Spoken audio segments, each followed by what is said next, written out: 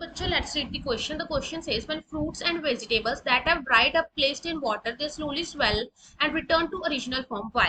Will the temperature increase accelerate this process? Explain. So ये हमें कह रहे हैं कि इस क्वेश्चन में हमसे पूछा जा रहा है कि जब फ्रूट्स और वेजिटेबल्स जो होती हैं जो ड्राइड अप हो जाती हैं और अगर हम उनको वाटर में प्लेस करते हैं वो क्या कर जाती है, स्लोली स्वेल अप करती है और रिटर्न कर जाती है ओरिजिनल फॉर्म में. इसका रीजन क्या है? तो सबसे पहले तो यहाँ पे जो हमें की कंसेप्ट चाहिए, दैट इज ऑस्मोसिस. तो सबसे पहले हम देख लेते हैं कि ऑस्मोसिस क्या होता है.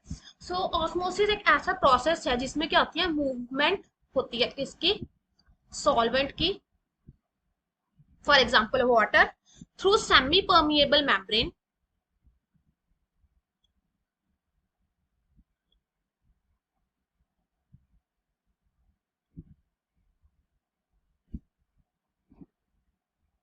फ्रॉम अ रीजन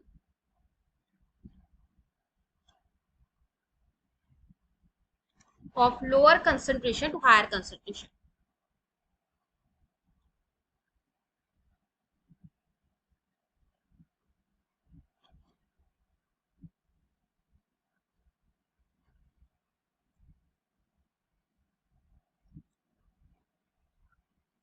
हमारे पास ऑस्मोसिस में क्या होता है कि जो सॉल्वेंट है उस सॉल्वेंट की मूवमेंट होती है एक सेमी परमिएबल मेम्ब्रेन से from a region of low concentration to high concentration. अब हम बात करते हैं कि हमारे पास जो फ्रूट्स और वेजिटेबल्स है उनकी जो सेल वॉल्स होती हैं फ्रूट्स एंड वेजिटेबल्स, उसमें हमारे पास क्या होता है, it consist of semi permeable membrane.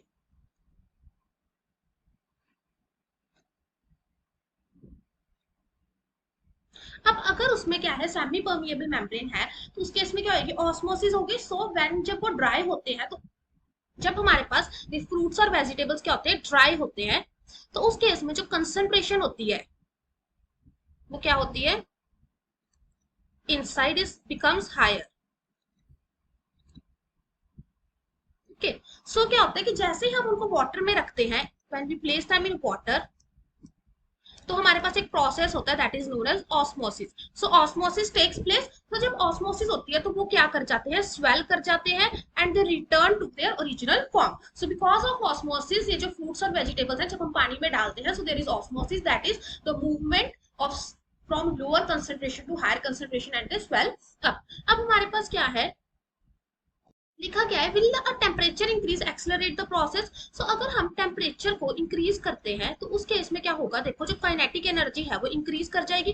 With increase in temperature the kinetic energy will increase. So अगर काइनेटिक एनर्जी जो है वो इंक्रीज कर जाएगी, kinetic energy basically water molecules की इंक्रीज कर जाएगी. इसका मतलब वाटर मॉलिक्यूल ज्यादा रेट पे मूव करेगी, जिसका मतलब हमारे पास जो ऑस्मोसिस का रेट है वो क्या कर जाएगा, इंक्रीज कर देगा. तो इसका आंसर क्या आएगा, will the temperature increase accelerate the process. So the answer will be yes.